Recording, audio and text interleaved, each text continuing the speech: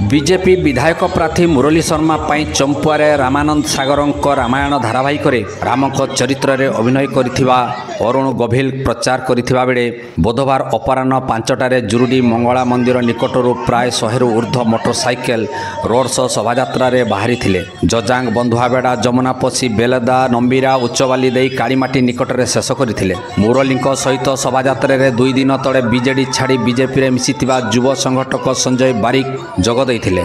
रास्तार शोभायात्रा रे जाउथबा समय रे विभिन्न गाँ छकरे किछि महिला माने पुष्पमाल्य देई स्वागत करिथिबा मध्य देखिबाकू मिलिथिला। जोड़ारू दिलीप नायकंक रिपोर्ट ओ केन्दुझरु राजेंद्र महाकुड़ंक रिपोर्ट अनंत न्यूज।